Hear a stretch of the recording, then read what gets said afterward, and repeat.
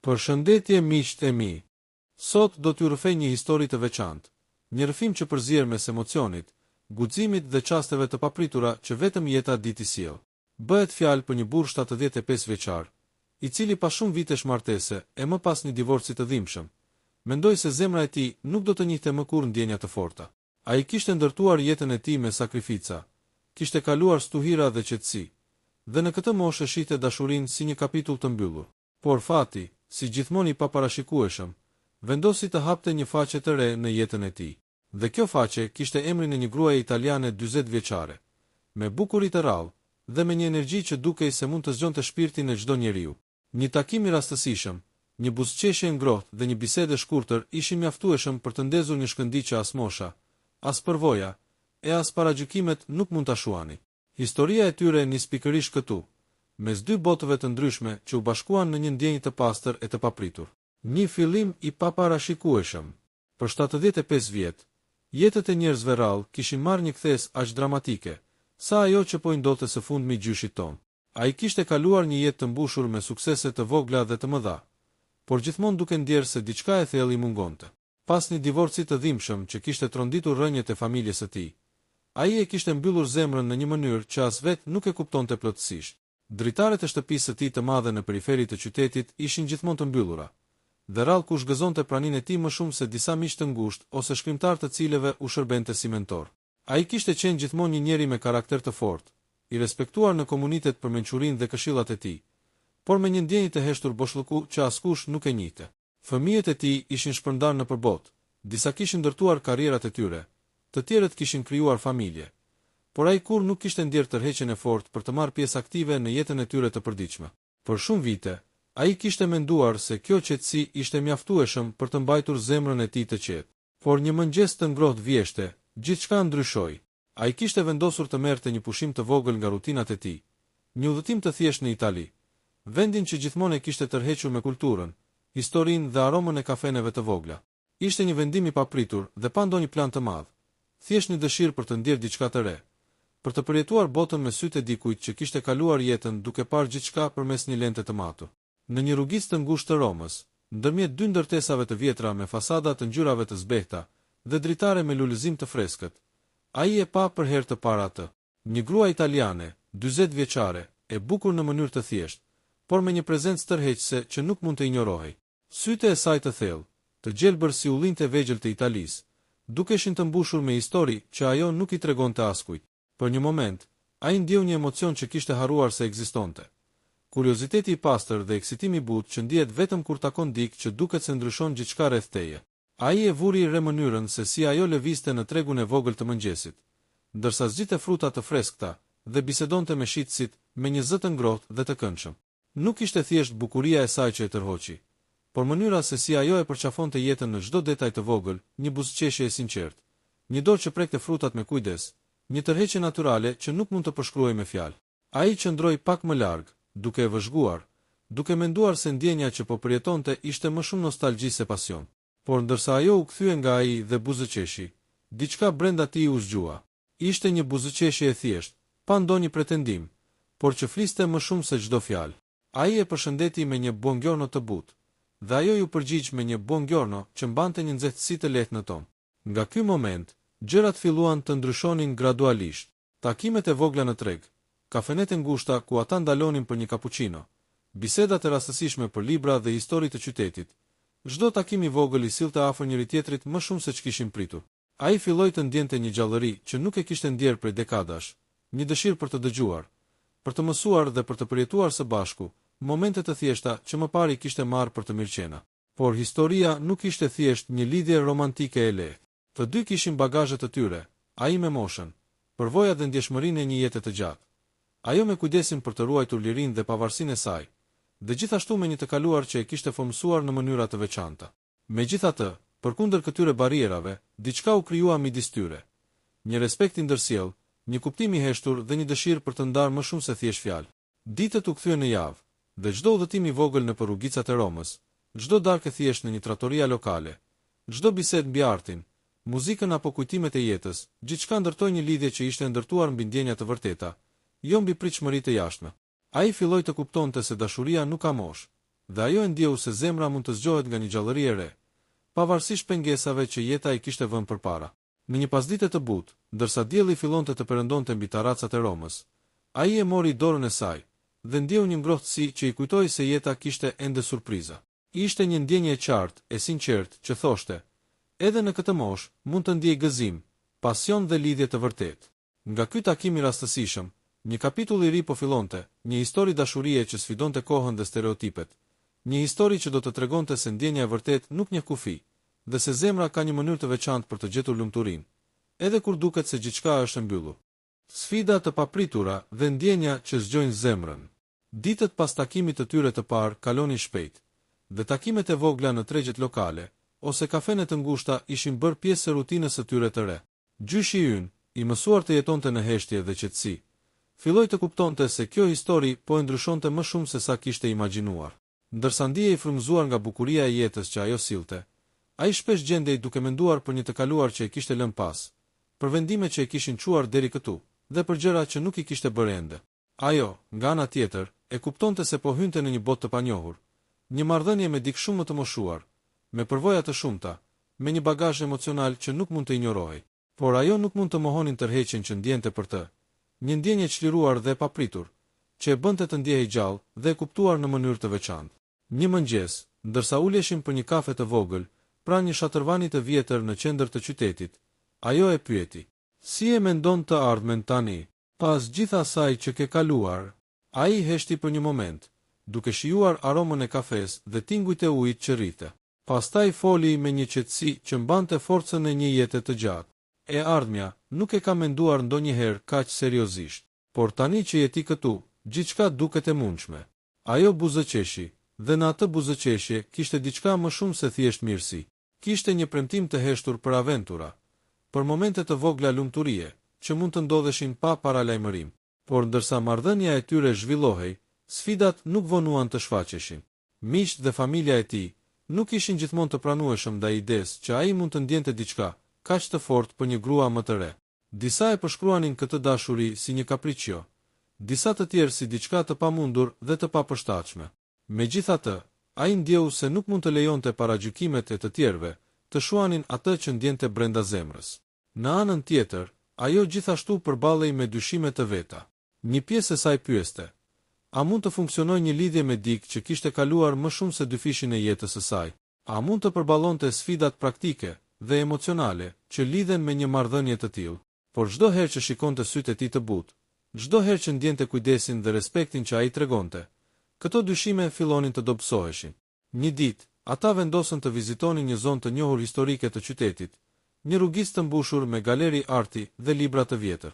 Ndërsa shëtisnin mes librave të rrallë dhe pikturave të vjetra, ai e pyeti për ëndrat e saj të mëdha, ato që ndoshta nuk i kishte thënë askujt tjetër. Ajo i tregoi për dëshirën e saj për të udhëtuar, për të mësuar gjuhë të reja dhe për të ndihmuar njerëzit që kishin nevojë. Ai dëgjoi me vëmendje, duke ndjerë një ndjenjë krenarie që dikush me shpirt të lirë dhe të fortë kishte zgjedhur ta pranonte dhe ta shijonte jetën së bashku me të. Çdo bisedë, çdo hap i përbashkët, çdo vështrim i ndërsjell ndihmonte që të krijohej një lidhje e veçantë, një respekt i thellë dhe një besim që nuk mund të thyhej lehtë. Por asgjë nuk ishte e lehtë në botën e tyre. Një pasdite, ndërsa ulën në një kafe të vogël në rrugën e ngushtë, një mik i tij i vjetër u shfaq papritur dhe i tha me një ton të ftohtë: "Më vjen keq, por kjo që po bën nuk duket e duhur. Në moshën tënde, duhet të jesh i kujdesshëm." Ai e dëgjoi, por nuk ndjeu mendje madhësi, vetëm një vendosmëri të qetë. Ai nuk mund të ndalonte atë që ndjente. Ajo e kuptoi këtë vendosmëri dhe ndjeu një ngrohtësi të veçantë, një siguri që nuk kishte ndjer kurrë më parë. Gjatë javëve në vazhdim, ata filluan të kalonin më shumë kohë së bashku, duke eksploruar qytetin, duke biseduar për libra dhe art, duke gatuar së bashku dhe duke ndarë kujtime nga jeta e tyre e kaluar.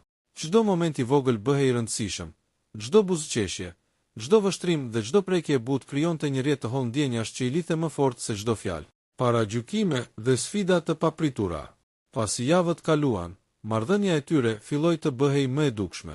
Një pjesë e komunitetit lokal filloi të shikonte me dyshim lidhjen mes tyre. Nuk ishte vetëm mosha që e bënte historinë të diskutueshme, por edhe fakti që ai ishte një figurë publike e respektuar dhe njohur për mençurinë e tij. Lidhja me një grua më të re, italiane dhe e pavarur, dukej për disa si një kapricio ose një vendim i nxituar.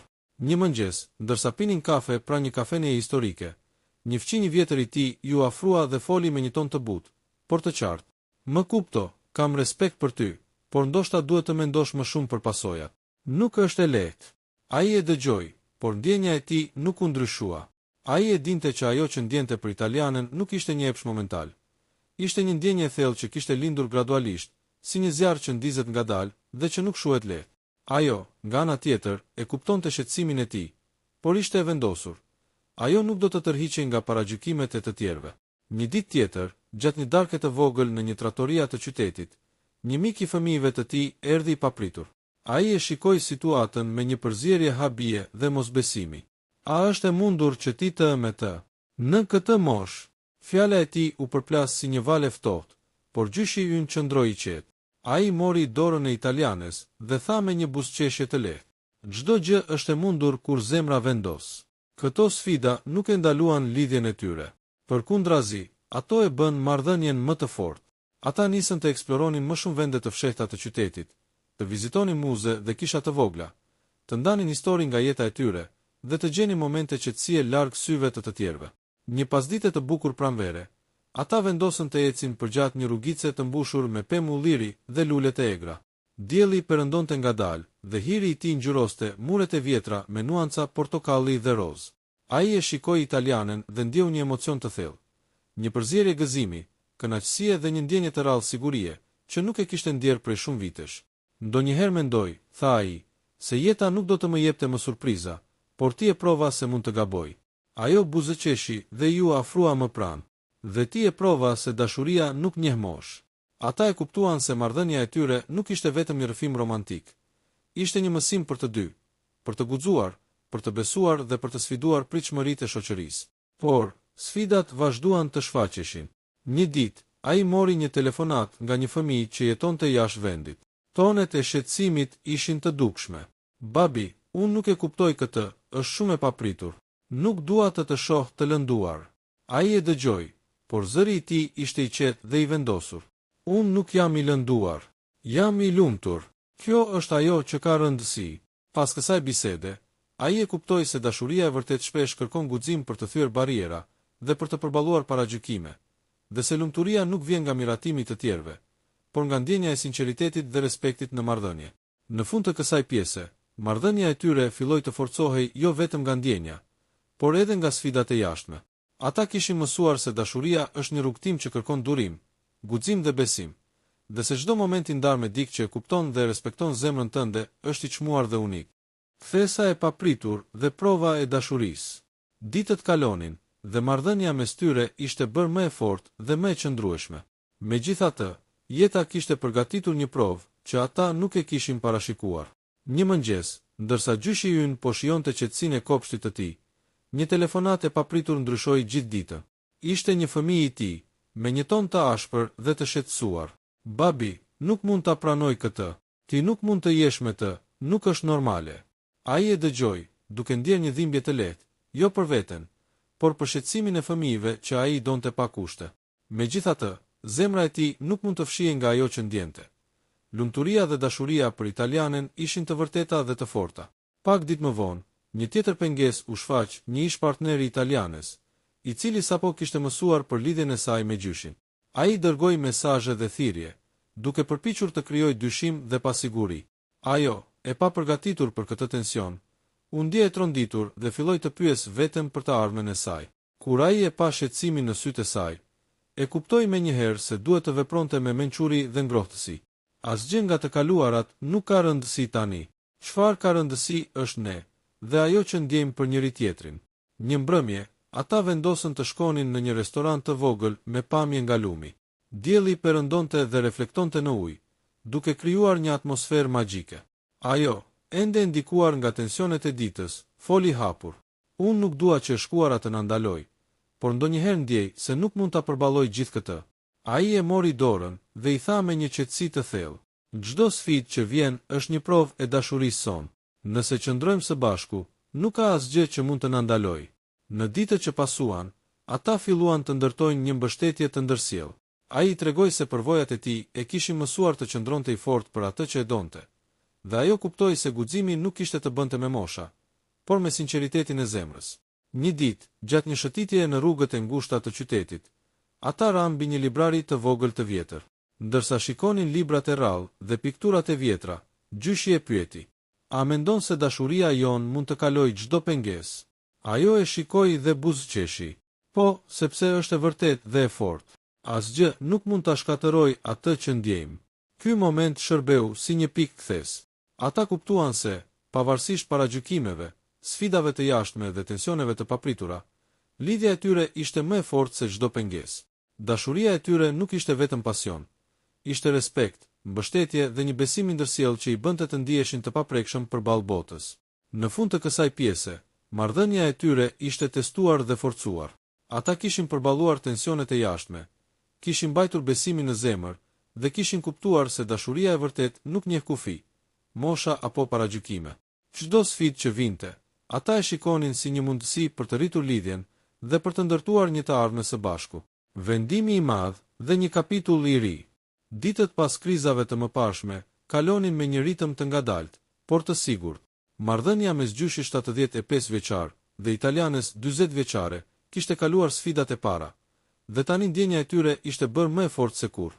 Ata kuptuan se dashuria nuk është thjesht një ndjenjë e momentit, por një vendim i vazhdueshëm për të qëndruar pranë njëri tjetrit, për të mbështetur dhe për të kuptuar. Një mëngjes të bukur pranvere, ndërsa dielli perëndonte ngadalë mbi qytetin historik, ai i tha: "Kam menduar shumë kohët e fundit. Të gjithë sfidat që kemi kaluar më kanë bërë të kuptoj se nuk dua të humbas asnjë moment me ty." Ajo e shikoi me sy të qetë, por plot emocion, duke ndjerë se diçka e rëndësishme po ndodhte. Ata vendosën të udhëtojnë së bashku drejt një qyteti të vogël italian, një vend ku mund të ndajnë kohën pa shqetësime dhe paragjykime. Ky udhëtim nuk ishte vetëm një pushim. Ishte një simbol i fillimit të një kapitulli të ri, një vendim i madh që tregonte se marrëdhënia e tyre ishte serioze dhe e qëndrueshme. Gjatë këtij udhëtimi, ata vizituan vende historike, muze dhe kafene të vogla, duke shijuar momentet e thjeshta të jetës së përbashkët. Çdo hap, çdo bisedë dhe çdo shëtitje i bëri ata më të lidhur dhe më të vetëdijshëm për rëndësinë e mbështetjes së ndërsjellë. Një mbrëmje, ndërsa shëtisnin përgjatë një rrugice të ndriçuar nga llampat e ngrohta, ai ndaloi dhe e mori dorën e saj. "Dua që çdo ditë e jetës sime të kaloj pranë teje. Nuk dua të pres më. A do të qëndrosh me mua për çdo moment që vjen?" Ajo buzëqeshi dhe lotët i ranë pa zë. "Po, dua çdo ditë të jetës sime me ty." Ky moment shënoi një kthes të rëndësishme. Ata nuk ishin më thjesht dy njerëz që ndanin ndjenja. Ata ishin një ekip, një bashkëpunim i thellë i zemrave që kishin kaluar sfida dhe kishin zgjedhur të jenë të fortë së bashku. Kur u kthyen në qytetin e tyre, ata u përballën sërish me familjen dhe miqt. Kjo herë, qëndrimi i tyre i vendosur dhe ndjenja e sinqertë i bëri të tjerët të shihnin lidhjen me respekt dhe mbështetje. Ishte një mësim i qartë: dashuria e vërtet nuk kërkon miratimin e të tjerëve. Ajo kërkon guxim dhe sinqeritet. Në ditët që pasuan, ata filluan të ndërtojnë një jetë të përbashkët, duke përfshirë udhëtime, projekte të vogla artistike dhe aktivitete që i lidhin edhe më shumë. Çdo ditë ishte një mundësi për të treguar dashuri, për të falur dhe për të kuptuar se lumturia qëndron në momentet e thjeshta, ato që shpesh harrohen mes rutinës dhe paragjykimeve. Në këtë pjesë, marrëdhënia e tyre nuk ishte thjesht një histori dashurie. Ishte një dëshmi se ndjenja e vërtet mund të lindë në çdo moshë, se sfidat janë të domosdoshme për të forcuar lidhjen, dhe se guximi për të dashuruar është një nga veprat më të fuqishme që një njeri mund të bëjë. Momente të përbashkëta dhe lumturi e thjeshtë. Ditët pas kthimit nga udhëtimi i tyre në qytetin italian ishin të mbushura me ngrohtësi dhe qetësi. Ata nisën të ndërtonin rutinën e përbashkët, por jo një rutinë të zakonshme. Ishte një rend që përfshinte shëtitje në mëngjes, vizita të vogla në galeri arti dhe përgatitje të vakteve të shijshme bashkë në kuzhinën e shtëpisë. Çdo moment i përbashkët bëhej i veçantë, dhe ata ndjenin se lidhja e tyre po rritej çdo ditë më shumë. Një mëngjes të freskët pranvere, ata vendosën të vizitojnë një park të vogël që ishte i mbushur me lule të egra dhe pemë të larta. Ai, duke parë mënyrën se si ajo luante me dritën që depërtonte mes gjetheve, ndjeu një emocion të thellë. Ishte një ndjenje pas të gëzimi dhe falënderimi për momentin që po përjetoni. "Më pëlqen mënyra se si e shikon jetën," tha ai me një buzëqeshje të ngrohtë. "Edhe unë dua të mësoj nga ti," ju përgjigj ajo, duke e kapur dorën e tij. Në darkat e përbashkëta, ata ndanin histori nga jeta e tyre. Ai tregonte kujtime nga rinjja dhe përvoja që e kishin formsuar, ndërsa ajo rrëfente ëndrat e saj, udhëtimet e saj të planifikuara dhe momentet që e kishin bërë të fortë dhe të pavarur. Çdo rrëfim, çdo bisedë, e afronte më shumë njëri tjetrin dhe krijonte një ndjenjë besimi që ishte e rrallë dhe e çmuar. Një ditë, gjyshi i ftoi disa miq të ngushtë në shtëpi për një darkë të vogël. Ajo, me një ndjesi të lehtë nervozizmi, u përpoq të përshtatej me të gjithë. Por shpejt, miqtë e tij e pan ndjenjën e sinqertë dhe respektin e thellë që ai kishte për të, dhe tensioni u shua. Ata filluan të shikonin marrëdhënien e tyre si një histori të veçantë dashurie, jo thjesht si një çështje moshe. Pas darkës, ata u ulën në balkonin e shtëpisë, duke parë perëndimin e diellit mbi qytet. Qielli ishte ngjyrë portokalli dhe rozë, dhe ajri i freskët përqafoi lehtë fytyrat e tyre. Ai e mori dorën e saj dhe i tha: "Çdo ditë me ty më bën të ndjehem më gjallë. Nuk kam menduar se mund të ndjej kaq shumë lumturi në këtë moshë." Ajo buzëqeshi dhe ju afrua pranë tij. "Dhe unë nuk kam menduar se mund të gjej dikë që më bën të ndihem e kuptuar dhe e mbrojtur në këtë mënyrë."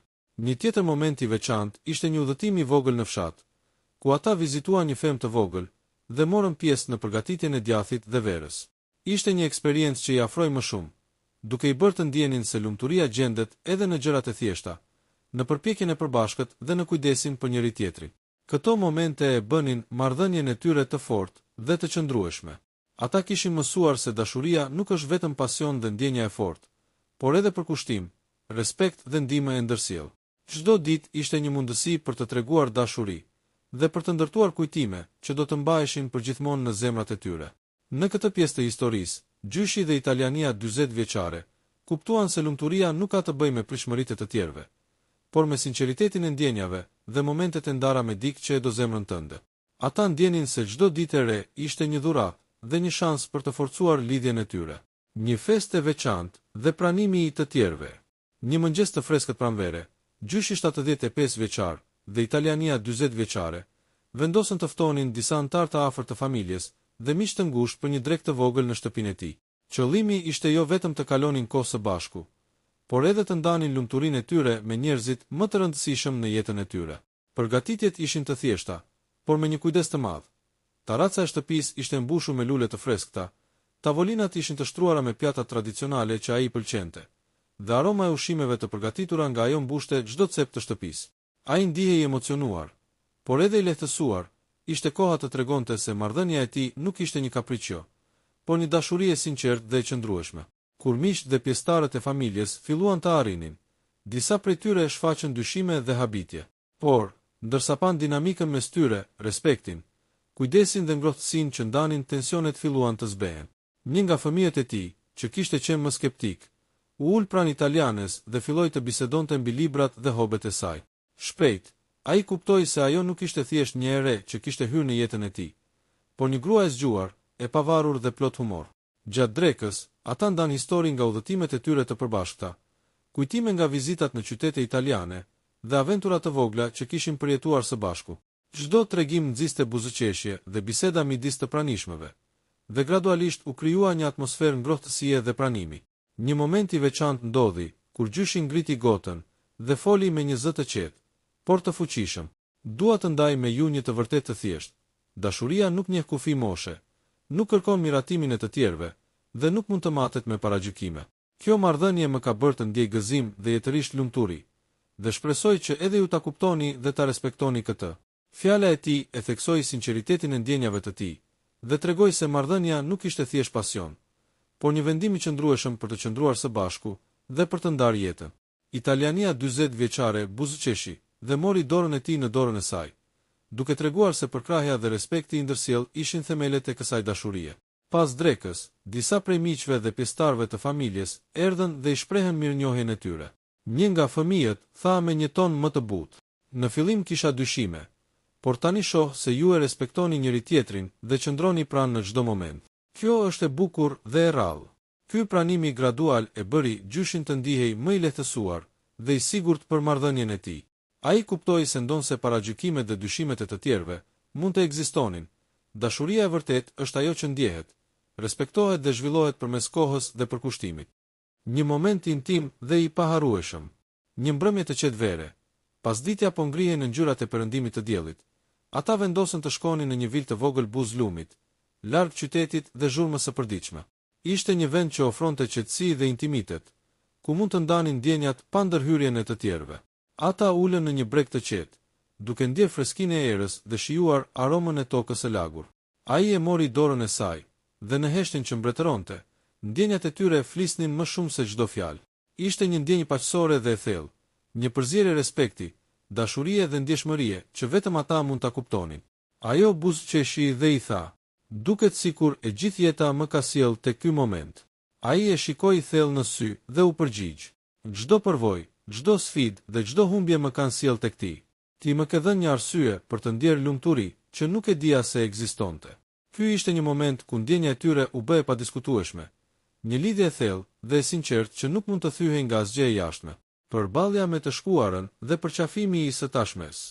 Ditët e mëpashme sollën edhe disa kontakte me të shkuarën miq që kishin dyshime, mesazhe nga ish partner dhe kujtime nga koha kur ata nuk ishin bashkë. Por tani, gjyshi dhe italiania e përballuan çdo situatë me qetësi dhe siguri. Ata kuptuan se dashuria nuk është thjesht të ndash momentet e bukura, por edhe të qëndrosh pranë njëri tjetrit kur jeta sjell sfida të papritura. Çdo pengesë e kaluar i bëri më të fortë dhe më të lidhur, dhe ata ndjenin se lumturia nuk vjen nga lehtësia, por nga guximi për të dashuruar dhe për të qëndruar së bashku. Një ditë, duke u ulur në verandën e shtëpisë, italiania i tha: "Tani e kuptoj se dashuria jon është më shumë se emocion. Është vendim dhe besim i ndërsjell." Ai e mori dorën dhe buzëqeshi: "Dhe është më e bukura gjë që mund të kem përjetuar në gjithë jetën time." Këto fjalë përforcuan marrëdhënien e tyre dhe krijuan një bazë të fortë për të ardhmen. Ata kuptuan se çdo sfidë e kaluar kishte kuptim, sepse e kishte çuar dashurinë e tyre në këtë nivel të thellë dhe të vërtetë. Një dashuri që sfidon kohën. Në fund, pas gjithë sfidave, paragjykimeve dhe pengesave të papritura, marrëdhënia e tyre ishte e konsoliduar. Ata vendosën të jetojnë së bashku, duke ndërtuar një jetë të përbashkët të mbushur me respekt, ndarje emocionesh dhe momente të thjeshta lumturie. Një mëngjes të pranverës, ndërsa ndodheshin në kopshtin e shtëpisë së tij, ata u ulën pranë një pemë të vjetër ulliri dhe shikuan horizontin. Ai tha: "Nuk kam menduar kurrë se një histori dashurie mund të fillojë në këtë moshë dhe të bëhet më e bukur se çdo ëndër që kam pasur." Ajo buzëqeshi, duke kapur dorën e tij fort: "Dashuria jon është një dëshmi se zemra nuk ka moshë. Çdo moment me ty është një dhuratë." Ata qëndruan atje, të qetë dhe të lumtur, duke ndjerë se çdo sfidë dhe çdo pengesë e kaluar kishte bërë lidhjen e tyre më të fortë dhe më të vërtetë. Ishte një dashuri që sfidonte kohën, paragjykimet dhe çdo dyshim, një dashuri që do të mbetej e paharrueshme dhe e bukur për të gjithë ata që e shikonin. Dhe kështu, historia e gjyshit 75 vjeçar dhe italianes 40 vjeçare mbyllej me një fund të lumtur, ku dashuria e sinqertë, respekti dhe besimi i ndërsjell triumfon mbi çdo pengesë dhe paragjykim. Një kapitull i ri fillonte, i mbushur me momente të përbashkëta, gëzim dhe një lumturi që nuk kishte të ndalur.